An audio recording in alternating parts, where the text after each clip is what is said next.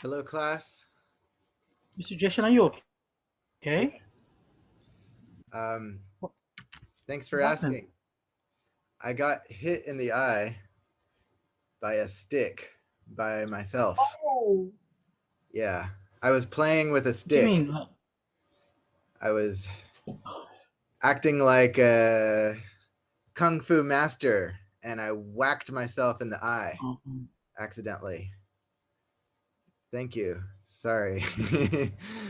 Sorry for the non it makes beautiful face today, but this it happened a makes you couple feel any days. better. It could have been a lot worse. Could have hit me in the eyeball. That would have been real bad. I'm so Yeah. glad that didn't happen. Thank you. I just finished uploading the PowerPoint to Blackboard, so you can find that now. There's going to be a quiz today, so stay tuned. First, I would like to do a 1-minute meditation. So get yourself in a comfortable position. 1 minute starts now.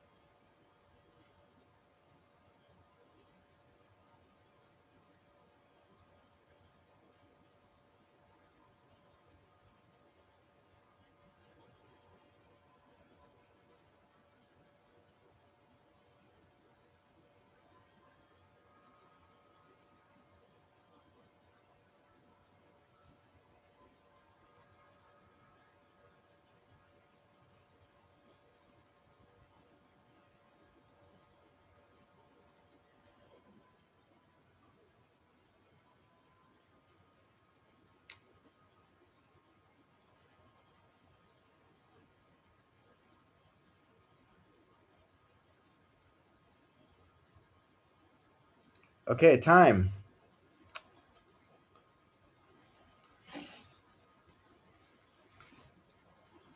All right. Um, are you guys ready for the quiz? Okay, I'm going to put the quiz up visible now. So give me a second. Find your way over to Blackboard and get ready. This is a 5-minute quiz. And your time starts. Oops, sorry, one moment.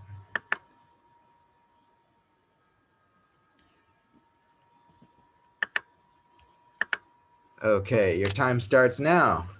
Go ahead and start now.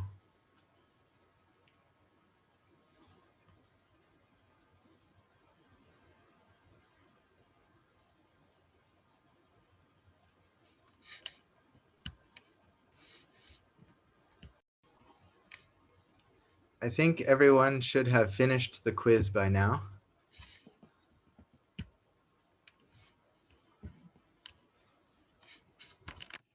All right, so let's get started with lecture. Or do you have any questions about the class or anything? Any questions?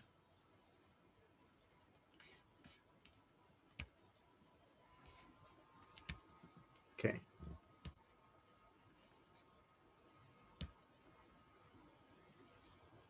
Oops.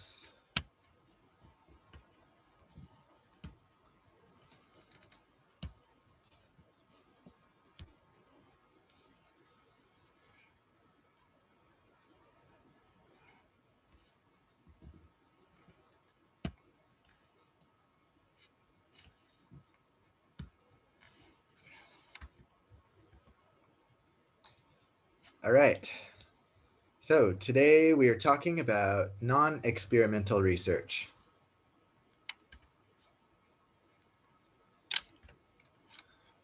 First of all, before we get into non-experimental, what is experimental research? Can anyone tell me?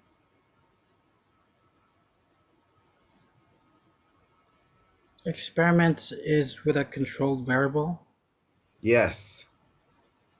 And Assignment of participants to conditions.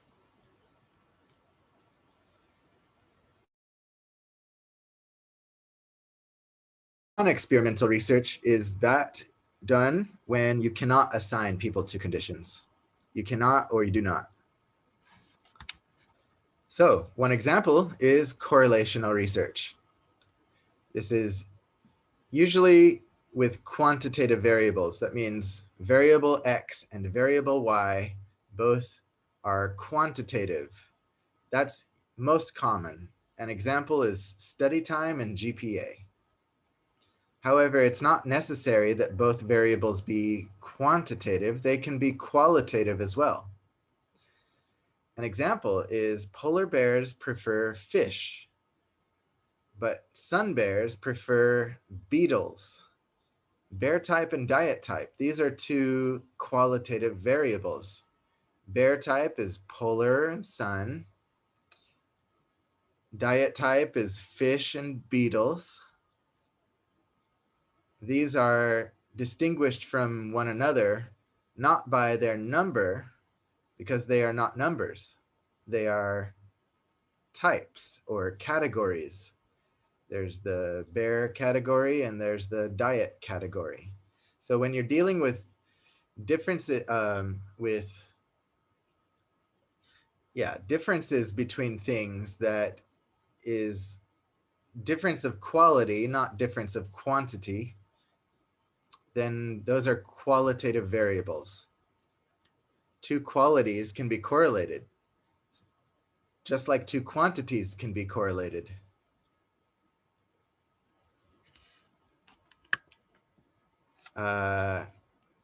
So, for example, if we notice that sun bears eat beetles 9 times out of 10, and 1 time out of 10 they eat fish, then we say that there's a correlation between sun bear and beetle diet,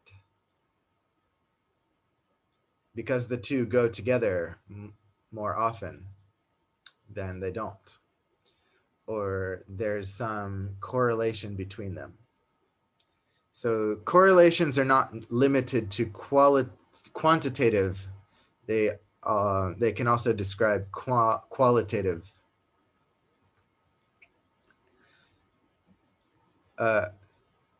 Did that make sense? Yep. All right.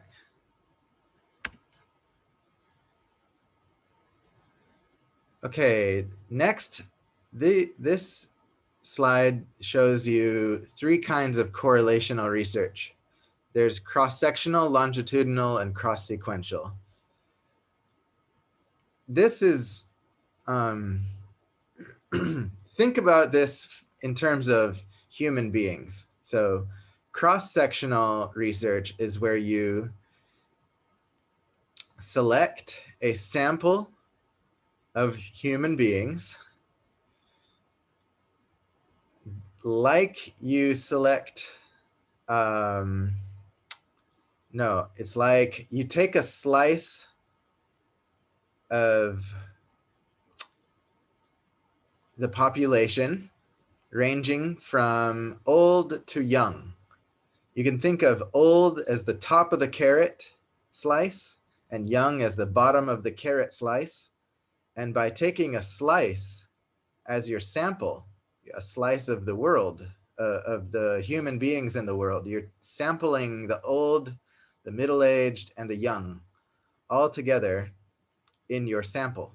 That's called a cross-sectional sample, or cross-sectional method of doing correlation research, where you're not selecting only one age group, you're selecting just a sampling of all of the ages, the whole span of ages that humans can be,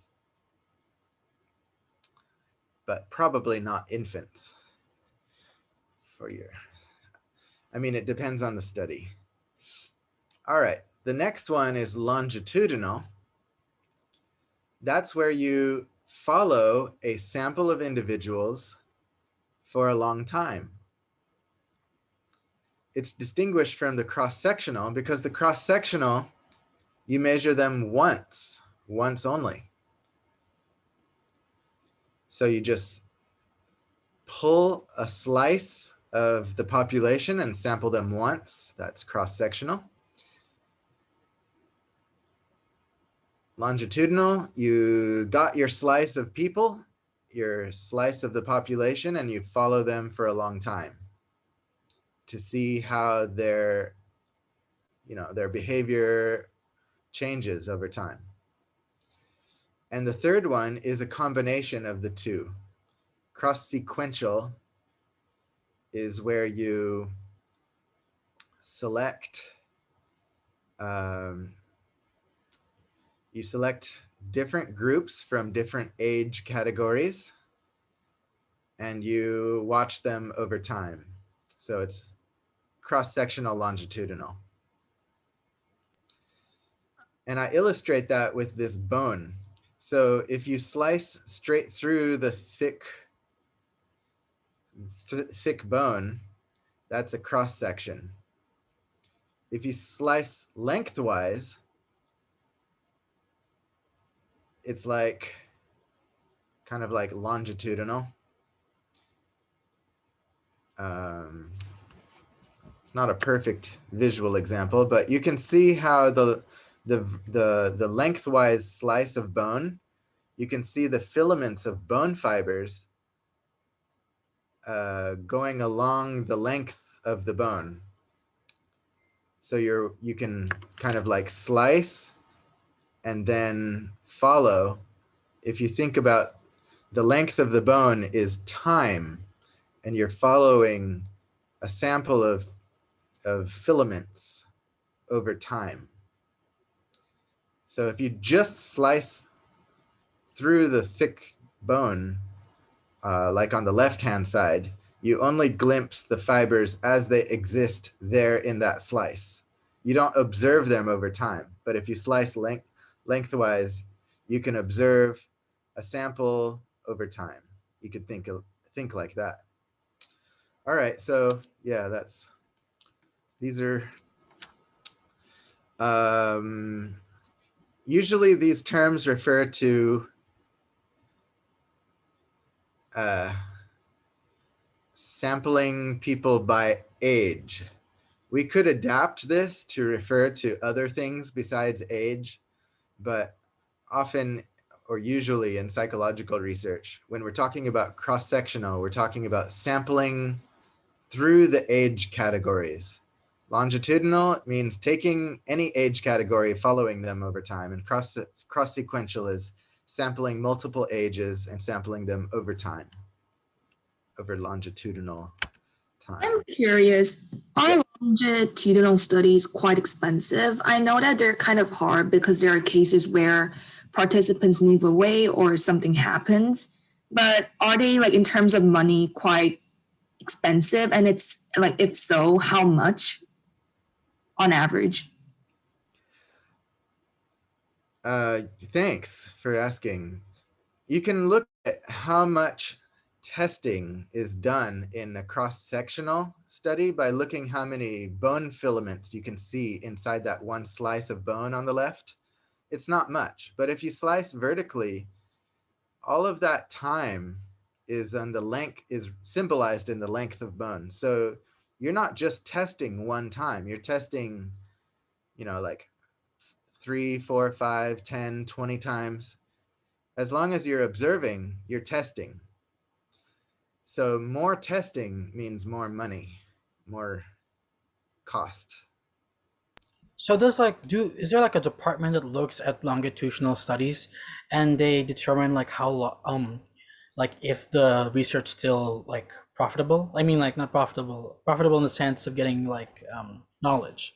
Like say there's a longitudinal study about how candy affects the brain, and perhaps this research is doing horribly and they're wasting money. There's another one where people are eating candy correctly and they're actually showing up for the tests. Like there's different types. Some won't work out, some will. Is there such thing? Yes, good point. So a psychology department or university might ask the researchers of a longitudinal study to update them on the progress every 6 months or 1 year or something, especially if funding is provided on an ongoing basis. They would need evidence that the study is still worth funding.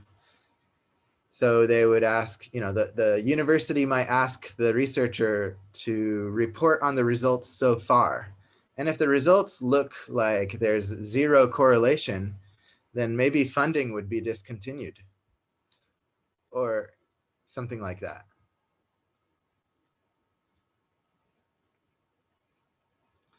So yeah. But normally, a longitudinal study is started and does not stop halfway through. It usually continues until completion. I mean, the researchers might say that they're going to do a 5-year study, but then after 3 years, they say, well, it's getting kind of, the results aren't as interesting as we thought, so we could change it to a three-year study. Researchers have that flexibility. Or a 1-year study. Yeah, but usually,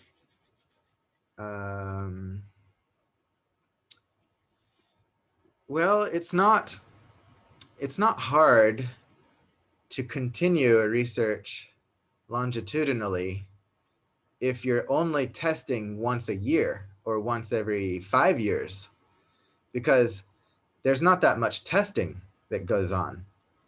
It's just about the patience of the researcher. Do they want to wait 5 years to publish their work? Usually researchers don't want to wait that long. They want to start and finish within a year, because every time they get a publication, they get money, or they get recognition, or they get promoted.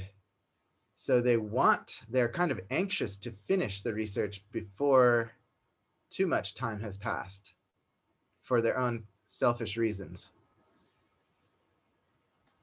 But some of the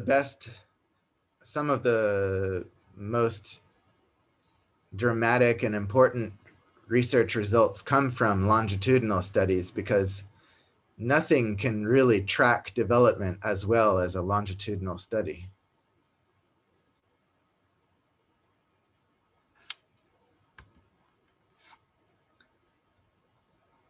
All right, next, type 1 error. This is reason for being skeptical of scientific results. When you find a significant error, such as a correlation that does not exist in the real world, it's called a type 1 error, a false positive. Okay, so what does that mean? An error. You found a correlation between two variables and it's significant, meaning that it passes the statistical significance threshold, and yet we call it an error. Why would we call a statistically significant result an error? Well, it's an error because it leads us to conclude that there's a real correlation in the real world. And if the real world does not actually have such a correlation between these variables, then only then we realize we've committed a type 1 error. So the error is recognized only in hindsight, after many other researchers try to find the correlation and they can't find it. So the result does not generalize to other studies or to the real world. Does that make sense? Yeah, it does. So type 1 error is a false positive. It's saying something is there when there's nothing there. Do you think that some false positives say, like, there's some people who find this like result, and then it's replicated, and most people can't, and they basically assume that result is fake. Do you think that there's some that actually do exist, but it just happened at one time and can't be fully replicated due to the faults of the experimenter? So Yeah. it was written off as a false positive because the experimenter didn't realize there was an extra component. You think that's also possible? Yes. Yes. It happens all the time, actually. Yeah. Someone finds something, and then a whole bunch of other people jump on it and say, ooh, let's replicate, let's extend this research, let's see how far this goes. And they don't find anything. So then maybe a decade goes by and people dismiss the effect of the decade-old research and say that was just an accident. But then some other researcher uncovers some mystical, not yet understood phenomenon that revitalizes the original correlation. And then everyone says, oh, now we see why so-and-so found the correlation and no one else did. It was because of some special acts, special, set of circumstances that nobody understood until now. So yeah, type 1 error might later be overturned and become not an error. Because the error depends on what is really true in the real world. And we don't know what's really true in the real world sometimes. So while we think something is a false positive, we call it a type 1 error. And later on, if we discover that it wasn't a false positive, it was a true positive, then we have to cross out type 1 error and call it valid. So it's kind of confusing because type 1 error depends on our belief of what is really true in the real world. All right. Okay, let me go on with this slide. Typically, psychological science accepts the result as significant when there's a 5% likelihood that the effect is not true, that the observed effect is not true, meaning that it does not extend beyond the current data, the current sample of data, so that it doesn't exist in the population and cannot be replicated. If it seems to exist in your data, we assume it would exist in the real world, and we could say that there's 95% that it would. We eventually learned that the risk of type 1 error in other people's research is even greater than 5%. We learned to take findings with a grain of salt, to be skeptical. We learned to tentatively believe with some disbelief when learning about other people's findings. Because our threshold at 95% certainty is not 100% certainty. And maybe we can never get to 100% certainty about anything, maybe.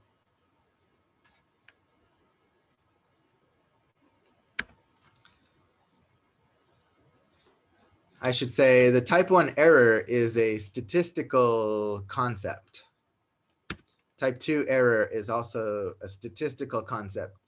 It's not seeing an effect that exists in the real world because it was not apparent in your data. So when you conclude that there's no effect of variable X, because in your data, there was no effect of variable X. So your conclusion about your data was right, but if you extend that conclusion to the real world, you might be right, you might be wrong. If you're wrong, then it's a type 2 error or a type 1 error, depending on what kind of error it was. All right. Any questions about type 1 or type 2?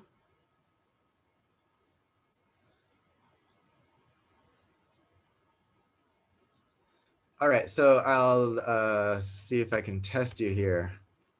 Well, first of all, look at this. If you sample the data in the blue square, you would find there's no correlation between the two axes. No correlation between age and enjoyment of hip hop. If you only sample that narrow group of dots. But if you sample more largely across different ages and across different levels of liking hip hop, maybe there's a correlation. So if you only sample in the blue square, if all of your participants are there in the blue square, and you conclude there's no correlation, is that a type 1 error or a type 2 error? Type 2. Very good. If you say there's no correlation, and there's really a correlation in the real world, then your conclusion that there's no correlation is an example of a type 2 error, concluding no effect when there's an effect.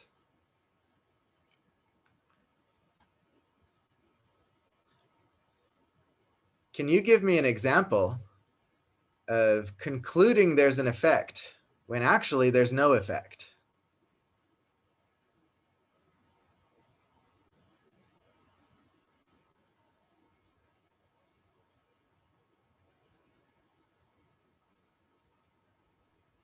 Could you repeat the question again, please? Sure. Can you make up an example of a type 1 error? Does that count, the one we learned about before, where people were making conclusions that eating chocolate would make you smarter? Yes. Yes. That's an example of a type 1 error. If we collected a sample of chocolate eaters who were smart, and we showed that the more they ate chocolate, the people that ate more chocolate were smarter in a sample of 10 people, that might be a type 1 error, because the real effect of chocolate in the real world is not an effect on intelligence. Yeah, that's a good example of type 1. And this graph shows a good example of type 2, failing to identify correlation when in fact it exists.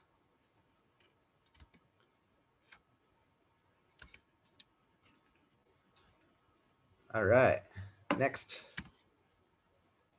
Factor analysis.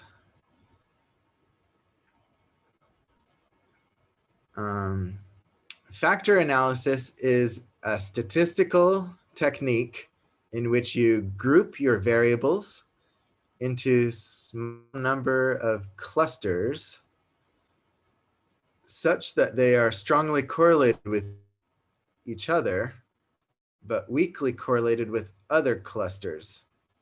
All right, that's complicated, so let me explain better. Let's say that you have a whole battery of 10 surveys, and you want to give all 10 surveys to your participants. Let's say you have a sample of 30 people. So you give all 10 surveys to them. If it was just one survey or two surveys, you might correlate the two surveys with each other, but you're giving 10 surveys. You might find that 3 of the surveys correlate together very well, and 4 of them correlate with each other very well also, but the 4 don't correlate with the 3, and let's say another 2 surveys don't correlate with anything at all. Then you could find that there are basically 2 underlying factors which you discovered in your 10 surveys, in your battery of tests. Because when surveys correlate together, there's something that underlies them. That means there's something in common between them. So if 3 surveys correlate, meaning people that score high on one survey also score high on the other 2 surveys, and people score low on one survey also score low on the other 2 surveys, these 3 surveys are correlated together. They form a cluster. When clusters are correlated, they imply factors. Factors are those things that underlie correlations between surveys. So for example, if I give you a joint pain survey, like arthritis in your wrists and your knees, if it's a joint pain survey, and I also give you a survey of frequency of sickness, and I find that your sickness frequency and your joint pain are related, then I would say there's some factor that's underlying both of these things. Something, maybe it's a third variable, or maybe it's a shared understanding between joint pain and sickness. There's something in common between them. So whatever that thing is, we call it a factor. Whatever is in common between things, we call that a factor. So if we have a cluster of related variables, that's a factor, that's a cluster.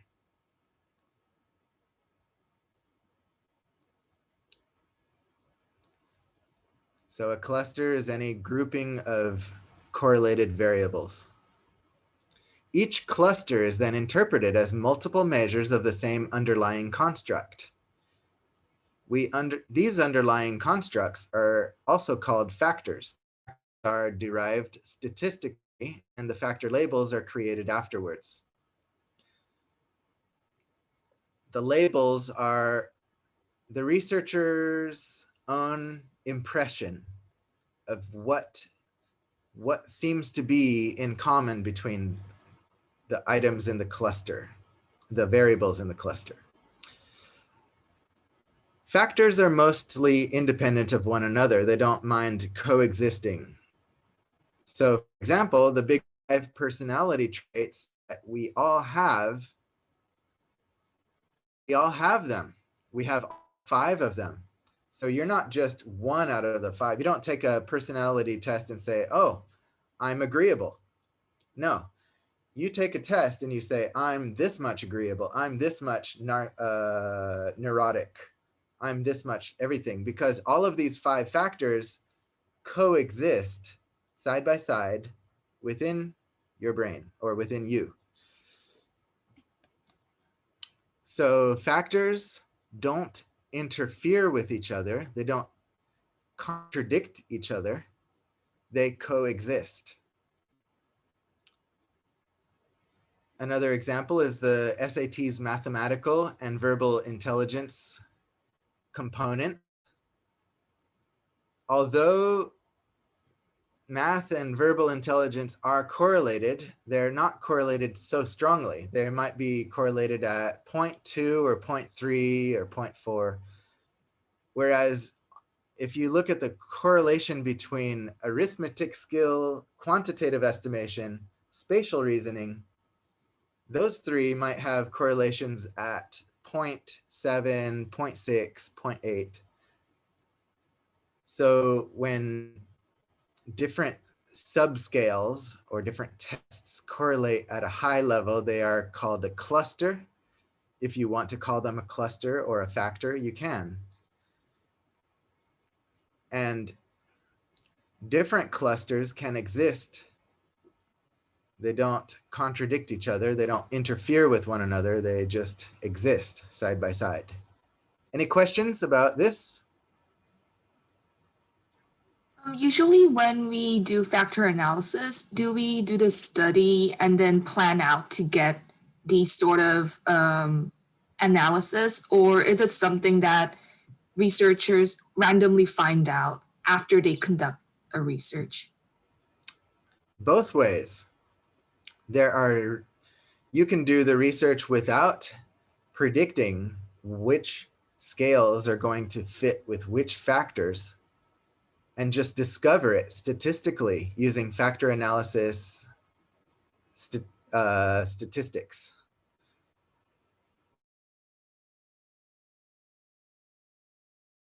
Or you can predict based on theory, based on hypothesis. Your hypothesis based on theory might be these two variables should form a subfactor, or I'm sorry, they should be correlated.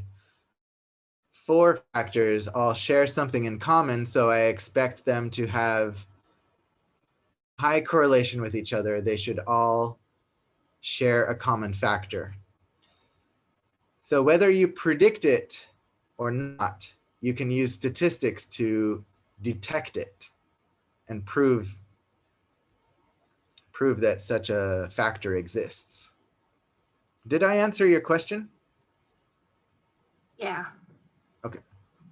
Any other questions?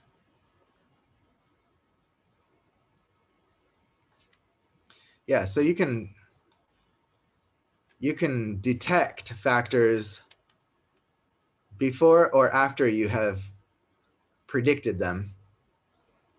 But if you predict them based on some theory, that makes for a stronger paper and a more impactful paper, because not only did you find something from the data, but you also supported a theory. You strengthened a theory based on data collected. And whenever a theory gets strengthened, people kind of like take interest and notice it more, because they want to believe in something. They want to believe in the theory, whatever theory you used. So if you can form a prediction based on a theory, it's stronger than if you just go in without a prediction and just look at the data and tell people what you found. So if you can make a prediction, then make a prediction.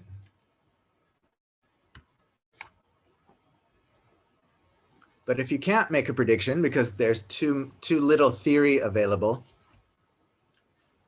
or the theory is too weak and too undefined to make a prediction, then it's okay to just not make a prediction and just look at the data and see what you find and report it like that.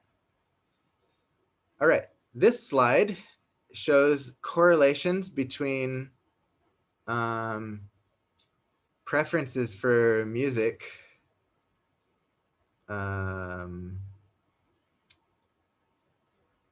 and certain qualities of the music. So people that prefer blues, jazz, classical, and folk are different than the people who prefer rock, alternative, heavy metal, and heavy metal.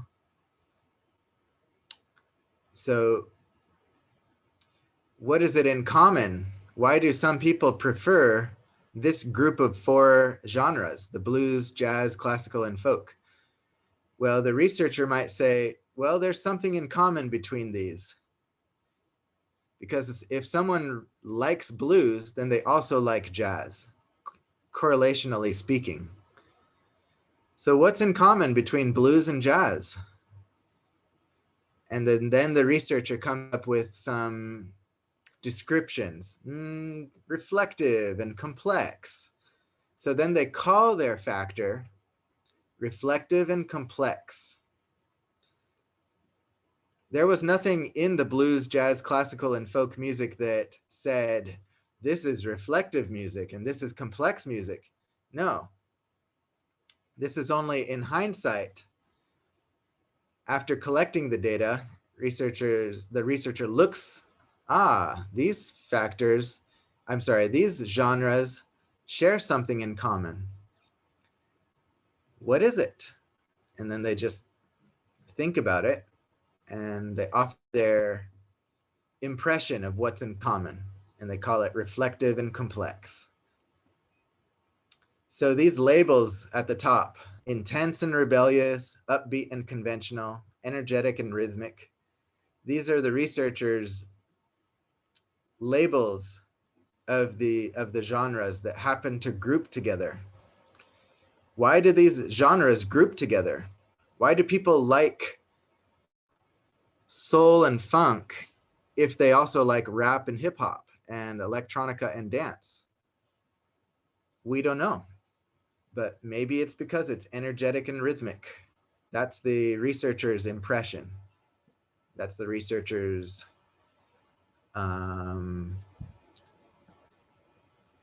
hypothesis after the fact, after the researcher already identified these correlations, these clusters. Then they offered their interpretation, which is the labels at the top. These labels are interpretations of the clusters. Any questions? Which music preference dimension do you prefer? Do you prefer reflective and complex? What's your musical taste? Just one of these or two of these? Yes. Yeah, I think it's like majority, depending on the mood. Yes. Yes, as in all of them. You like all of them, just depending on your mood. That's good.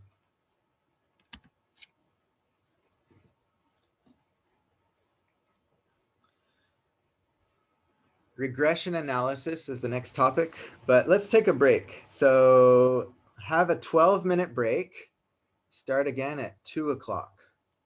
Okay.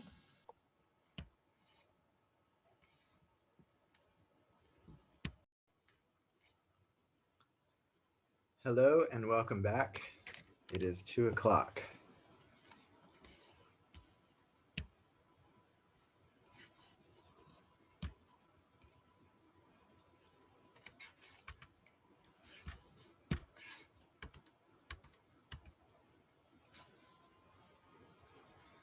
All right, next I'm talking about regression analysis. This is something that permits statistical control over variables that you don't want to analyze necessarily, but you have data for it and you expect some effect.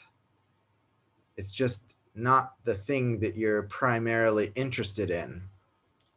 Here's an example: flossing and tooth decay. Let's say that you're interested in flossing and tooth decay and the relationship there. Whereas you know that socioeconomic status may have an effect, but it is not the effect that you are interested in because you're studying flossing. So if you have the data for socioeconomic status, maybe you have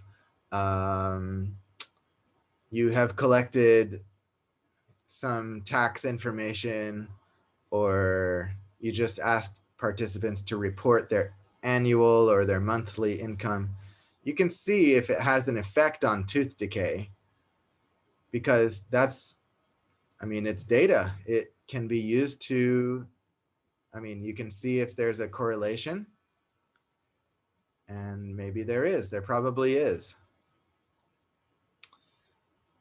So what do you do with this correlation that you're not interested in? Well, you can enter the correlation into your regression. Sorry, enter the data into your regression, so the SES data, to control for the effect of SES so that it does not get accidentally mistaken as the cause of cavities when you're trying to look at the impact of flossing. So you can include the data on SES in order to control for its effect on cavities, to move it out of the way so that you can more clearly identify the effect of flossing. In other words, flossing and SES both affect, or they're both correlated with cavities, tooth decay. But you want to report the effect of flossing on tooth decay. So if you want to report on flossing, then why did you collect SES? Here's why. Because you have familiarized yourself with the tooth decay literature, and you have learned that socioeconomic status is related to tooth decay. And then you're looking at your participants and realizing, oh, some of them have high SES, some of them have low SES. I wonder if my flossing data would be accidentally correlating with SES. And if so, I might accidentally conclude that flossing is the effect on cavities, or the important variable, when in fact it was SES, and that the flossing and SES just happen to be correlated together. So in case that happens, you want to separate them. You want to be able to test the effect of both of these things on tooth decay so that you can separate them. Somehow you need to separate those two effects. And it is possible with regression analysis. So simple correlation analysis is two variables correlated together. But regression analysis is 3 or 4 or many variables correlated together or to test their correlation in such a way that you can isolate and identify the influence of one variable, the influence of another variable on some dependent variable that you're interested, like tooth decay. All right, there's a hand I see. So do you have a question, Frank? I can't hear if you don't turn on your microphone. So are there any questions?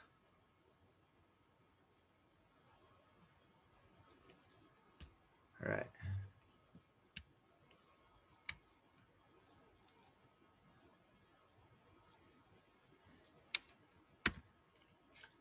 Regressions must include a criterion variable. That means your outcome variable. In this case, it is tooth decay.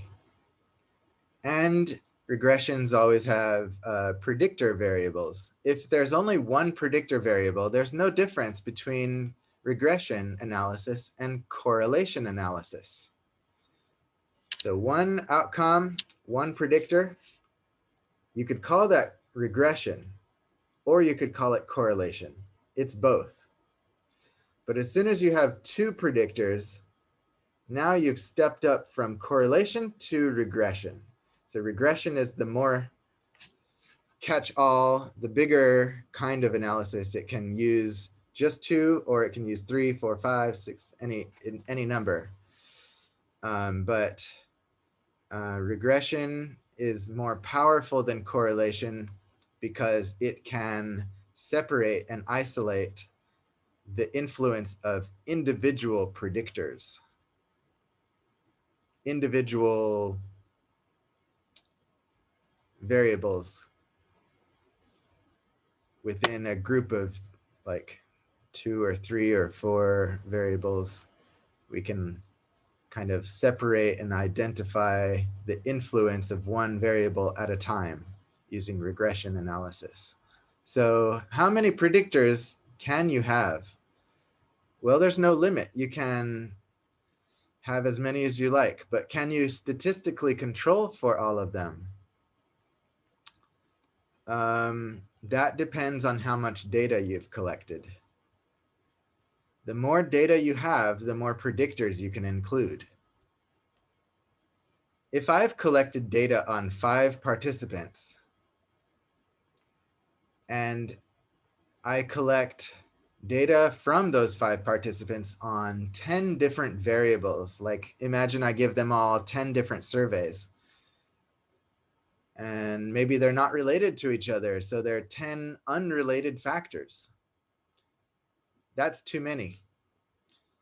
Because if you have too many predictors with too few data, the results are unstable, meaning that you cannot really separate the influence of one variable from another, one factor from another.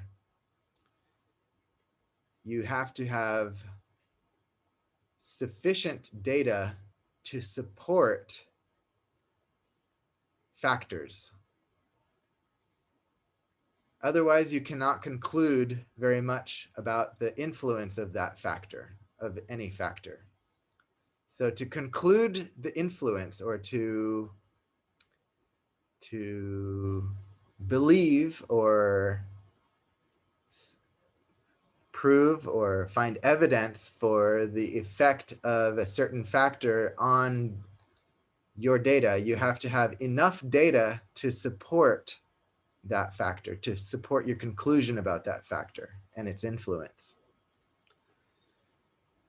So with 50 participants, you can safely consider one factor. If you have 100 participants, you can safely consider 2 factors at a time, maybe 3 or 4. If you have 500 participants, you can safely discuss and support with statistical evidence the influence of maybe 10 or 15 or 20 factors. The more data you have, the more you can talk about multiple factors and their influence on that data. Because the data support the factors, while the factors influence the data.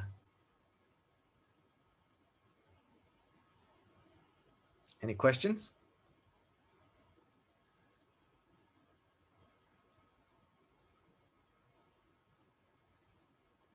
In your data that you collect, you might have as many as 60 participants.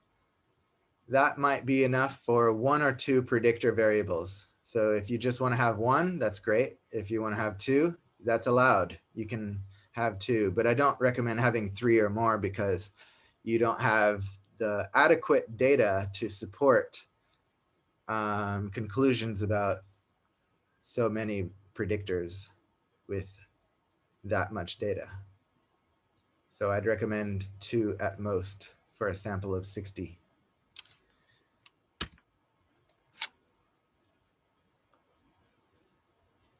All right, here's the mathematics of correlation and regression. Correlation is given by the simple equation that one thing is related to slope times another variable. The slope is the influence of that variable. And the x1 in this equation, x1, is just a data point. If I'm not, oh, I'm sorry, wait, let me see. Yeah, or a set of data points. It's the individual data that you collected, or the levels. It's the measurements, sorry, it's the measurements of data. And B1 is the slope, which is the influence of that variable, or the correlation of that variable with your outcome variable. So for example, in tooth decay and flossing, if you're really looking for the influence of flossing on tooth decay is your outcome. That's Y in this equation. The letter Y is the outcome. So outcomes are graphed on the Y-axis. Whatever your outcome variable is, plot that on the Y-axis, because we use Y to symbolize outcomes. And then X is your predictor variable, And B is the relationship that you discover through correlation statistics analysis. And then here's for regression. Regression is the outcome variable plus the influence of one variable plus the influence of another variable plus the influence of a third variable, etc. So regression uses additive effect number 1, 2, 3, 4. When you put all of these influences into the same equation, then you have a good way to predict the outcome variable based on the influence of all your predictor variables. Does that make sense? Yeah. Does the B1x1 plus B2x2 and overall, does it have to add on to a number that is below 1.0?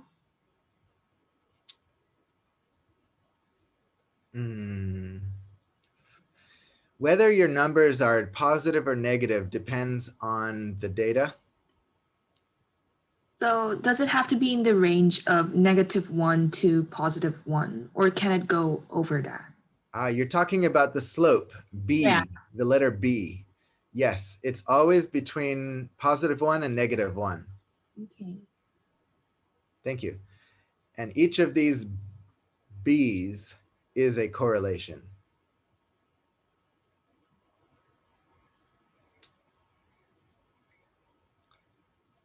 Yeah. Now the B's, also called beta weights, are adjusted and adapted statistically without your say-so, without your help, by the computer program that runs the statistics. It does, complicated mathematical calculations, just as illustrated with these equations, but it does some more advanced calculations and finds the best fit of a line that is based on the equation on the right-hand side of the equation. All of the weights are adjusted and adapted to create a best fit for predicting the outcome Y, letter Y. Right, so the B's are the beta weights. They represent the size of the contribution of a predictor variable to predicting the outcome variable, how much the outcome changes for each 1 unit change in the predictor variable X. For example, if beta weight is 0.5, that's a very strong beta weight, and it suggests that X plays a strong, X1, meaning variable 1, plays a strong role in affecting the outcomes. If beta 1 or B1 is 0.05, that's a much weaker relationship between these variables, and it says that X1, or variable 1, has a very minor effect. A 1 unit increase in X produces only a 0.05 increase in Y. So that beta weight kind of specifies how much Y increases or decreases based on a 1 unit increase in X. Or, yeah, that's what it's supposed to be. However, a 1 unit increase doesn't really mean something if the units of X are different, X1 are different than the units of X2, different than the units of X3. All of these X1, 2, 3 might be different variables with different unit values and different scales of measurement. So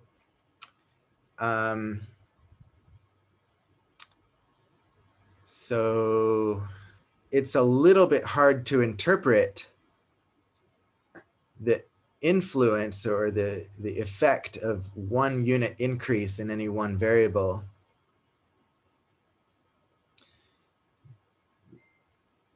But yeah, all right, before I confuse myself and you any further, let me just go to this example here. So if you can think of Y as the likelihood of being killed by a gun, and X1 is being a teenager and X2 is owning a gun, we see that the beta weight for being a teenager is very small and the weight for owning a gun is very large. Both of these variables, being a teen, that's a qualitative variable, and owning a gun is another qualitative variable. These are not quantitative. So they're measured on a yes-no scale. They're either 1 yes or 0 no. So if you're not a teenager, you don't add the influence of being a teenager to your likelihood of being killed by a gun. Or if you don't own a gun, you can set that X2 value to 0. 0 multiplied by 0.4 is 0. Then you have 0 influence of being killed by a gun because you don't own a gun. Or from owning a gun. Your chances of being killed are not increased by owning a gun, so that is set to 0. And then you're only influenced by being a teenager, for example. So by this equation, we can see that the effect of being a teen adds to the effect of owning a gun, and both of them add together. When you add up the influences, they add together to form a better prediction than either by itself. This is the strength of regression equations and regression analysis, in that you can make even better predictions because you add more influences together. You have more information, and that information adds together. That's why there's a plus sign here in the equation. Any questions?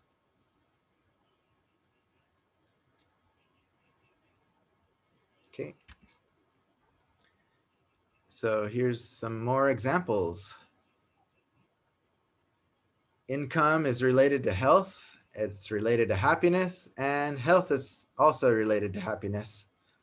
So all of these variables are related. If you want to understand any of these relationships, you should consider all three of them simultaneously. Otherwise, if you only consider two of them, you don't know if one is influenced by a third factor, the other is influenced by the third factor. You don't know if if you're really looking at those two, or if you're really looking at both of them being influenced by the third factor.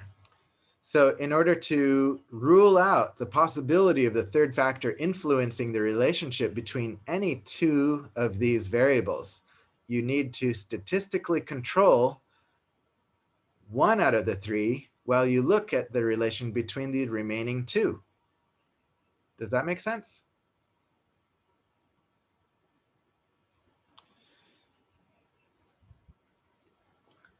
I cannot conclude happiness increases health if I neglect income,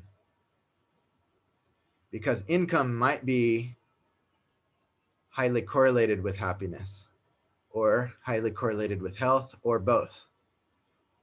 So if I want to see the real true relationship between happiness and health that is separate and uninfluenced, not influenced by health or not influenced by income, then I need to include income in my equation to separate its influence so that I can look at the correlation between health and happiness without income influencing that correlation. Any questions?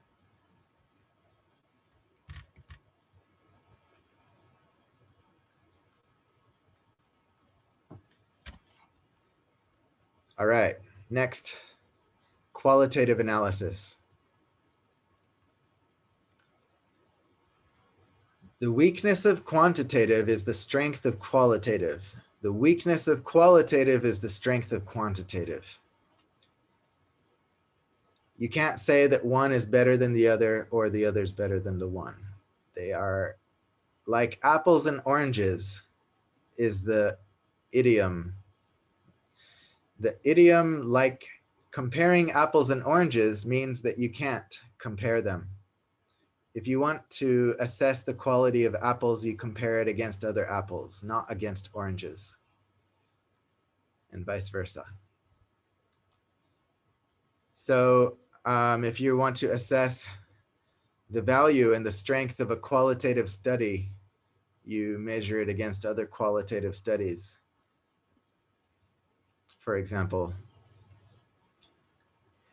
qualitative research is less focused on research questions. It is unfiltered data from a relatively small number of individuals. It describes data using non-statistical techniques to understand in meaningful yet non-quantified detail. These are characteristics or qualities of qualitative analysis research. And this is a type of non-experimental research. Interviews might be relatively unstructured. They might begin with a general request for families to talk about the victim of suicide, for example. If a family member committed suicide, this was an example that I took from the book. So then you start by asking some general requests for information, such as, would any of you like to talk about how you are getting on several months after so-and-so died? So you start kind of general, and then you can get more specific as the interview goes along. If you start specific, then you might influence their answers to more general questions. So you want to start general because you may not even know what is most important to discuss. Whereas if you already know what's most important to discuss because you have a real like specific agenda, then you can start specific. You can start with any specificity that you want.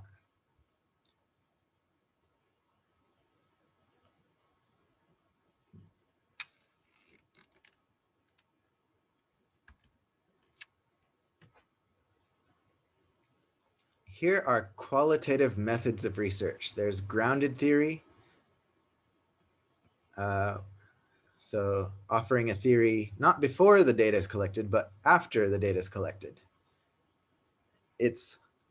You might call it post hoc interpretation. Of course, we always interpret our data after we collect it, but sometimes we make predictions and explain why we predict things before we collect the data. Whereas grounded theory says, I don't even know what to predict. I'm just going to collect the data, and then I'm going to look at it, analyze, and offer a theory about the data after I've already collected it. So the theory is grounded in the data that you collected. That's why it's called grounded. It's grounded in your data, which means you didn't really interpret it until afterwards.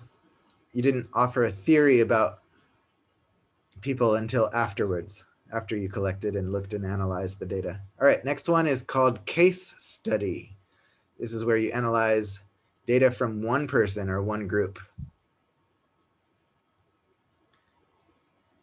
People would do that, limit their analysis to one person, because that one person is very interesting, such as they have a particular kind of brain damage or a particular disease, or a group of people that have undergone a very specific kind of experience. Like, let's say they became cult members of a cult. So you can have case studies of a group of individuals by asking them, by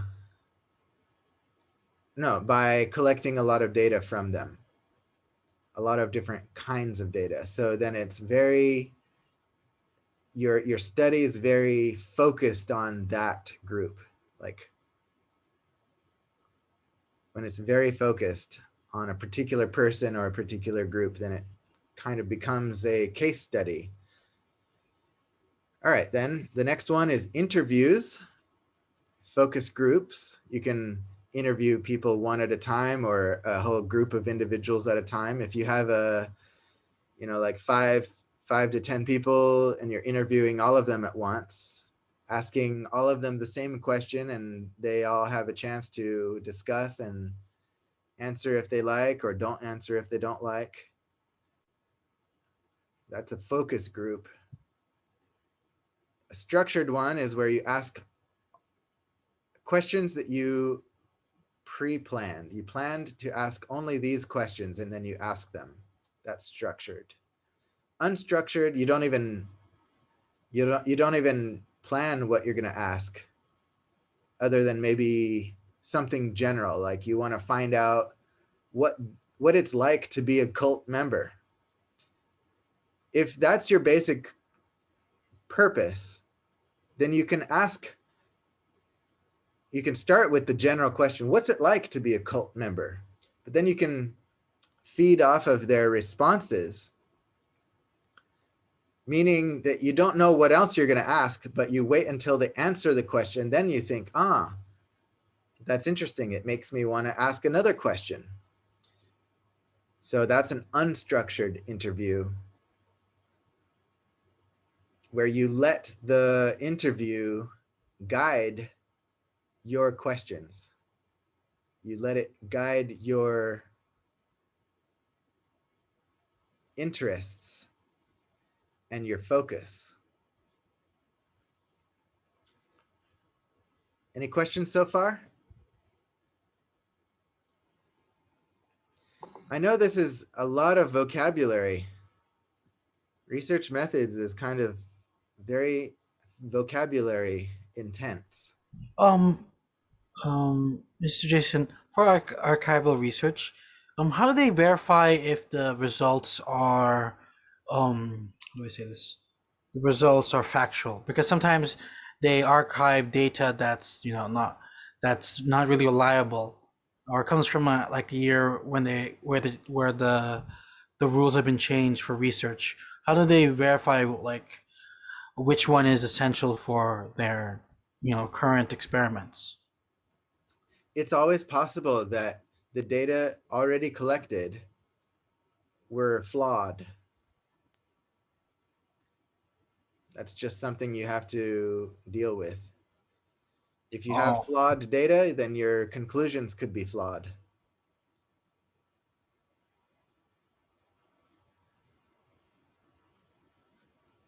Maybe I didn't really answer your question. I don't know. Your conclusions can only be as good as the data are. And archival data, archival research, you're trusting whoever collected the data that they collected it accurately and meaningfully. So I guess the answer is trust. Next, content analysis. This is where you count something in your qualitative data. Thematic analysis is counting the themes or interpreting the themes in your data. So it's kind of like content analysis. But content analysis could be something smaller than themes. Thematic analysis is themes. Kind of like categories of answers that you identify after you've already collected all the data, and then you look at all of the data and you say, I noticed there's a theme. People keep talking about this. So then there's a theme, and then you can analyze and interpret people's answers from considering that theme that you might not have even known about. previously. Critical discourse analysis is when you identify how language is used as behavior. For example, when people say, as I often do, what does that mean? What does it imply? So treating language as behavior, if I use the word actually a lot, actually, what does that mean? Critical discourse analysis tries to identify the meaning of the behavior of using words or using anything verbal, I think. Yeah.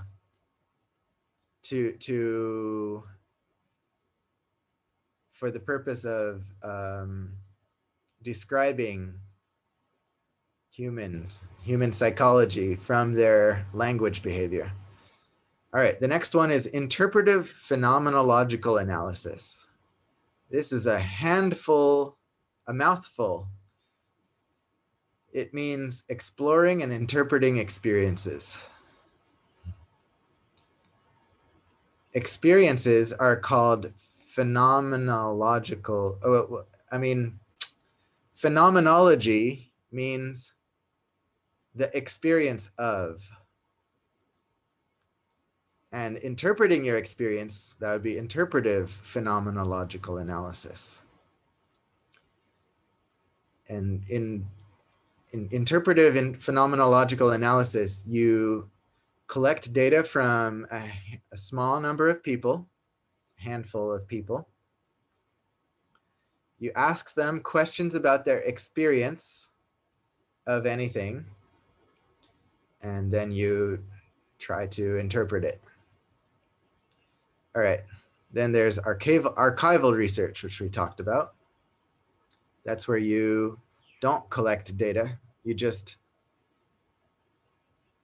find the data. Someone else has collected it, you find it, and you do some analysis on it. You might be wondering how can you do analysis on data that's already collected? I mean, hasn't it already been analyzed? And the answer is yes and no. Data that has been already collected has already been analyzed, but not necessarily the way that you wish that it were analyzed. You can analyze data further than the original researchers did. For example, they might collect data on hospital patients and which hand they prefer to use, left or right, as well as the number of sicknesses and their diet.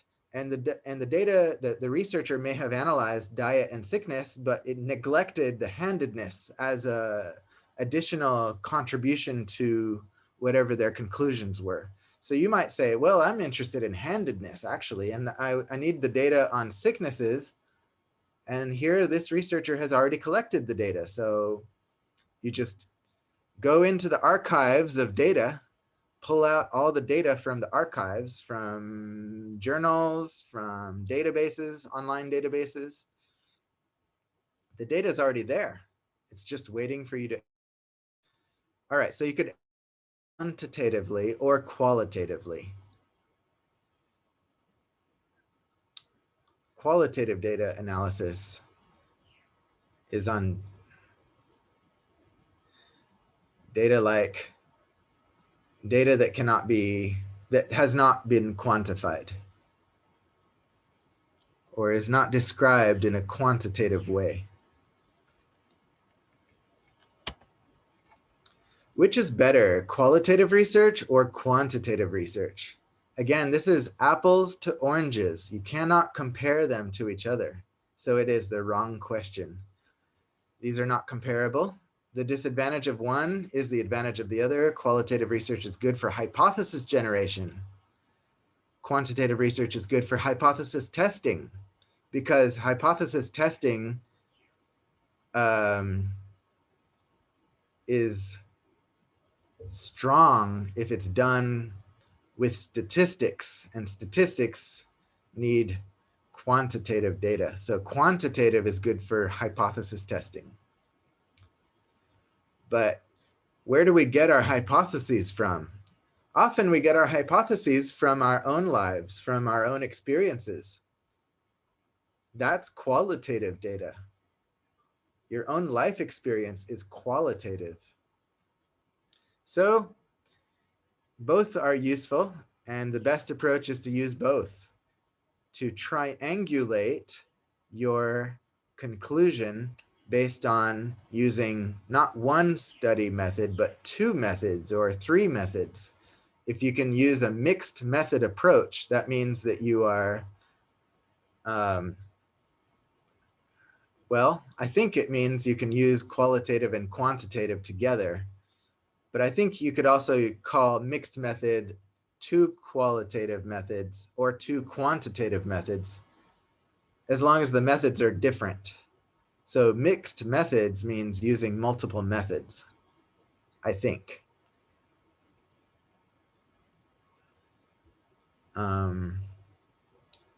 Yeah. And when you triangulate, that means the results of one method and the results of another method both point to the same conclusion.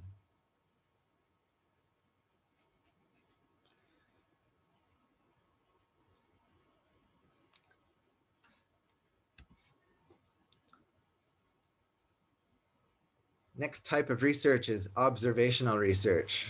You can do so disguised by not letting your participants know that you are studying them.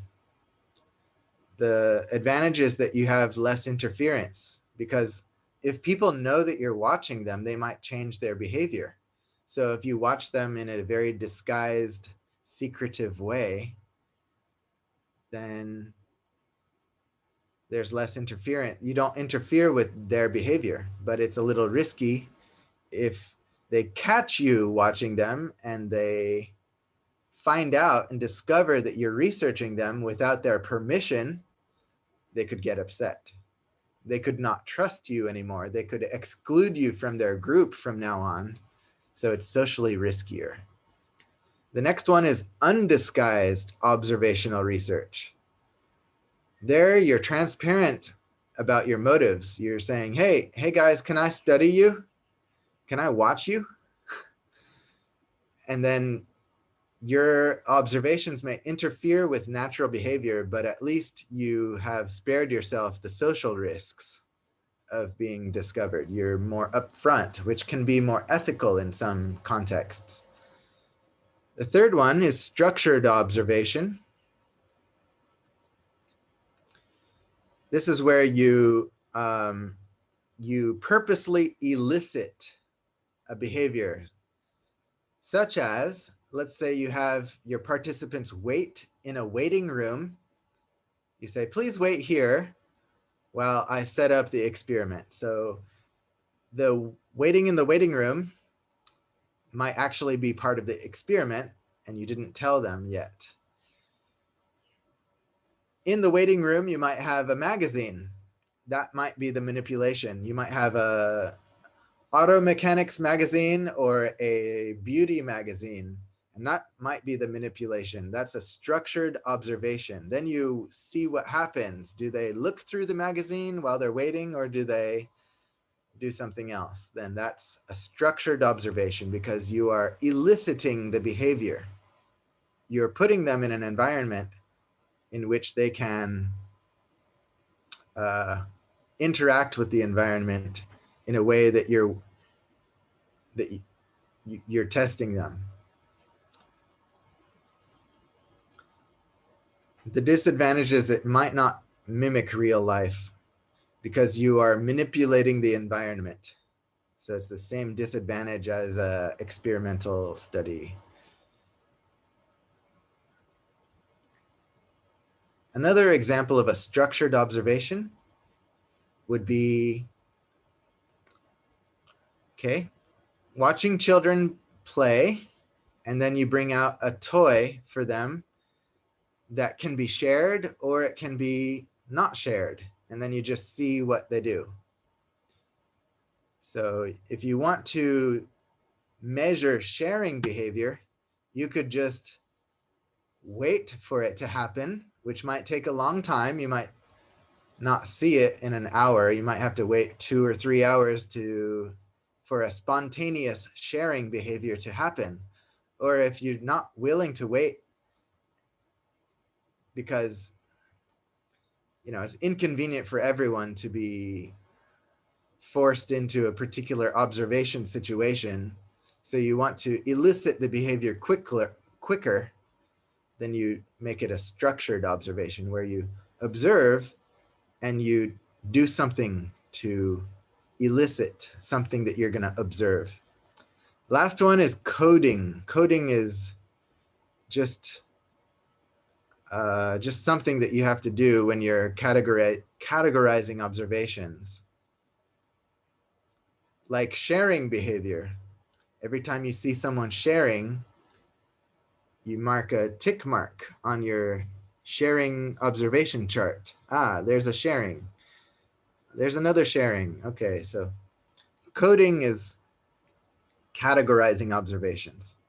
You might see something that looks like sharing and then it turns into not sharing and you say, okay, that's not sharing. So you're categorizing observations. Any questions from this slide?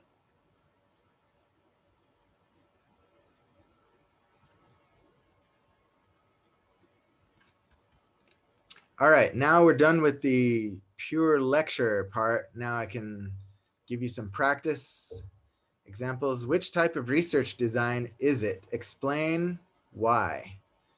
Number 1, a researcher conducts detailed interviews with unmarried teenage fathers to learn about how they feel and what they think about their role as fathers.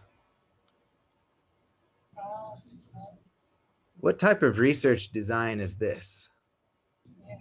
Interview. Yes. Is it structured or unstructured? Structured. Yes. Because you already have planned which questions you're going to ask. You're going to ask how they feel, what they think about their role. If you know what you're asking, it's structured.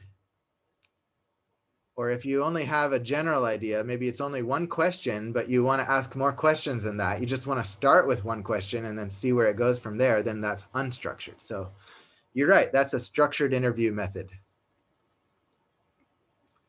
Number 2, a researcher measures the impulsivity of a large sample of drivers and looks at the statistical relationship between the variables and a number of traffic tickets that drivers have received. It's a correlation. Very good. It's a correlation. What are you correlating? Correlating the the impulsivity of the drivers and their traffic tickets. Sorry. Correct. Next one, number 3. A researcher randomly assigns patients with low back pain either to hypnosis or exercise. Then she measures their level of low back pain after 3 months of treatment. Experimental? Yes. There's a control, right? I mean, there's a sense of control. Yes. I'm not even sure why I put this example here because this lecture is on non-experimental methods. And I number thought 3. that was the point, like to see if we are paying attention. Good. Yes. Let's say that was the reason. I wanted to test if you're paying attention. Very good. So that's an experimental method. Like, can it be like observational? So, like, we just observe two group of people. You do observe. It's true that you're observing. But the researcher assigned the patients. They randomly assign the patients, so they have interaction with the patients. Very good. The most it could be is quasi-experimental, I guess. if you compared those with low back pain to those with no low back pain, then it would be quasi Oh yeah, experimental, yeah, because you cannot randomly assign people to back pain. yeah. So you take the people that already have the back pain, which means that you have not assigned them to back pain condition. If you assign them to a condition, it's experimental. If you don't assign them to a condition, it's non-experimental. But in number 3, we say it is experimental because we are assigning people. We're not assigning them to back pain, we're assigning them to treatment. Anytime you can randomly assign people to conditions, you're conducting a true experiment.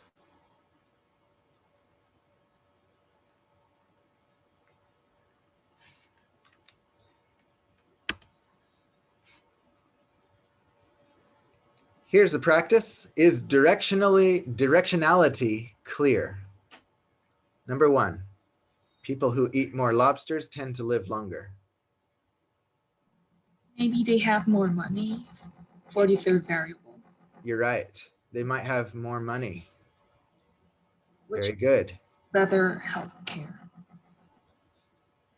Number 2, people who exercise more tend to weigh less.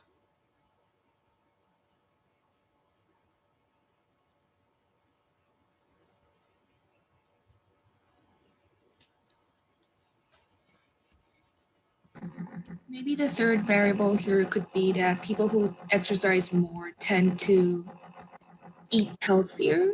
I'm not sure. Right. A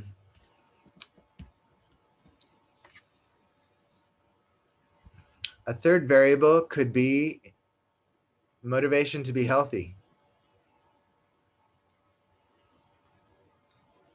Is it possible that people who weigh less tend to exercise more because they weigh less?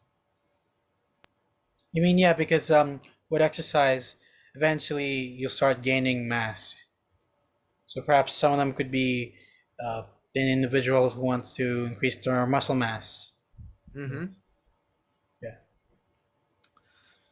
Imagine 2 people, one of them fat, one of them thin. And one of them says, let's go for a run. The fat one would not be as interested because the extra body weight makes it harder to move and harder on the bones, harder on the muscles. So there may be more pain. So we don't know if exercisers are exercisers because they are thinner, or thinner people are thinner because they exercised more. The directionality is not clear. And a third variable might be that whether one or the other happens, it's because of greater health focus. Maybe, this is just an example, and we're not trying to make any firm conclusions about this. We're just thinking about these things. And number 3, college students who drink more alcohol tend to know more people.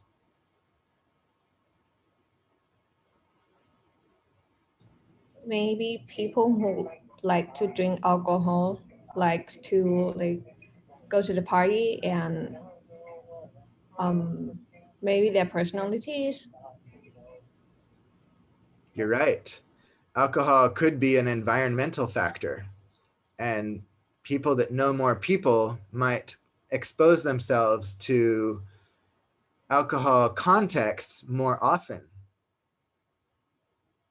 So we don't know which is the direction of cause. Is it more popular people are more exposed to alcohol, or is it more exposure to alcohol draws people more to people, or is there a third variable?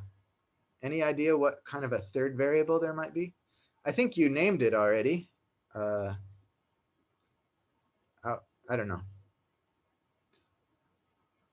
No, I don't know. But anyway, at least we can see that we don't know the causal direction. We don't know if A causes B or B causes A. That's the point of this exercise.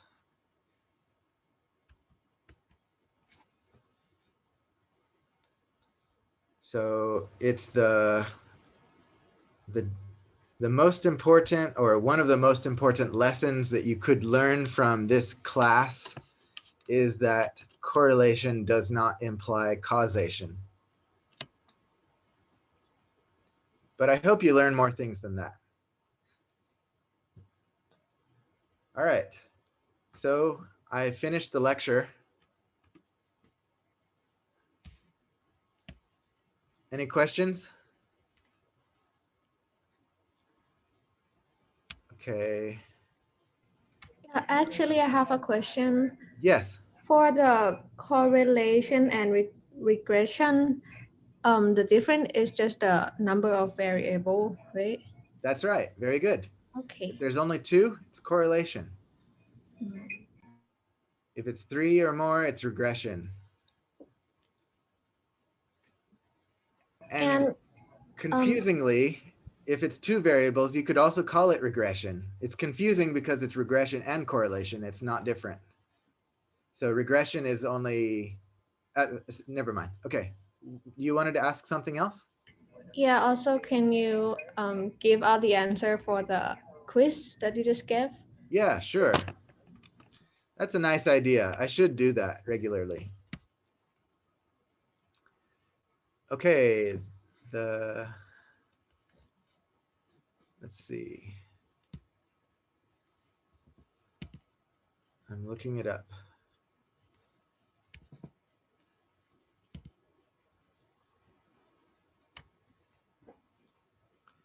All right, question 1. I mean, the order of the questions is randomized, but the question that says, which is included in non-experimental research? And the answer is, all of these are included in non-experimental research: correlational, observational, and interpretive phenomenological analysis. Number 2, or another question, all of the following methods require collecting data except which? And the one that does not require collecting data is called archival research.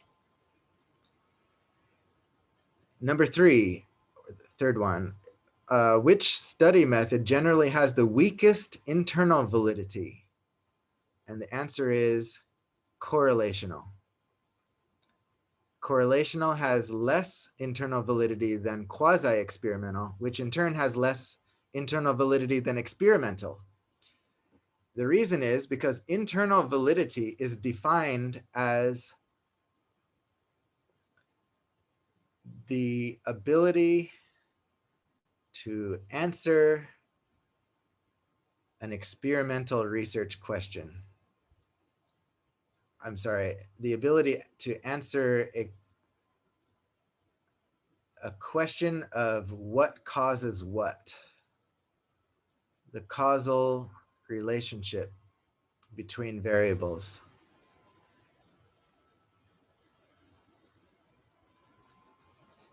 That's a confusing and that's a hard one, because when you do correlation research, you might not even think that you're trying to conclude that variable A causes variable B. You might just say, I'm looking at the correlation. But the reason for doing correlational research is to imply that there's a causal relationship between them. Even if you don't think that, but you're implying it when you study the correlation. So we say that the internal validity of correlational method is weak.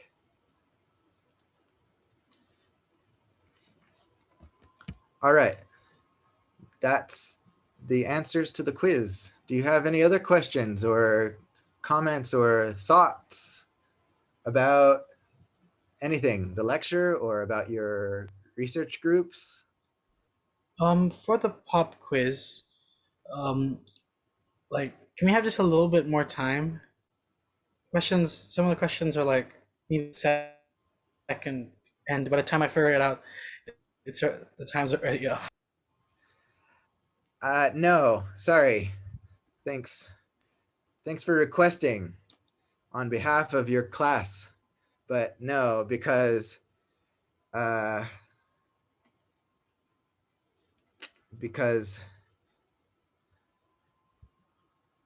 want to incentivize reading ahead. And if you've read ahead, you don't need to look up the answers, and you're supposedly fresh on what you read about, so you should be able to answer it in 5 minutes. All right. But that was nice of you to ask. Any other questions? So we don't have any assignment today, right? I saw that question just now in the chat box. No. Can't think of anything that you need to do in your research groups now. If you have not already written an intro paragraph and a concluding paragraph, you could do that. If you need to work on your article summaries, if you haven't finished, you can work on that. But otherwise, no, nothing new. Nothing yet. So just read the assigned reading for this week, right? Yes. Here's someone asked this question. How can we be sure that the third variable we're controlling for is itself not confounded by other variables? Is regression simply a better method compared to correlation study, but still within the correlation and not causal relationship? Okay, so I understand what you're asking. Basically, you're saying 3 variables is better than 2, but is 3 good enough? And the answer is no. 4 is better. Is 4 good enough? No, 5 is better. The more variables that you can meaningfully interpret, the better. And if you can interpret one variable in terms of another variable, in turn, in terms of a third variable, in turn, in terms of a fourth variable, you keep doing even better. So regression is generally stronger or better than correlation, but correlation is more appropriate in some contexts for some questions.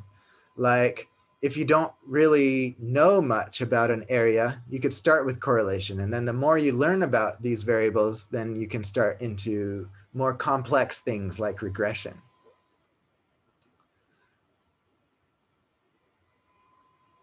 Yeah, when experiment is not possible, regression is a good approach, but I can't say that it's the best, because I can't say that regression is better than qualitative research. So I can't say that any one method is the best method.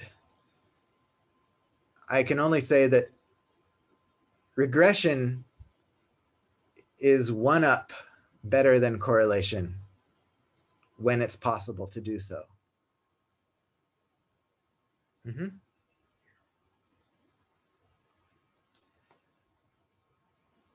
Any other questions? All right. Well, I think that concludes our class for today. So see you next week. Thank you. Thank you. Thank you for coming. All the best. Bye. Thank you so much. Hope you get well soon. Thank you. Next week, I think this will be less ugly. Thank you. Bye. Bye.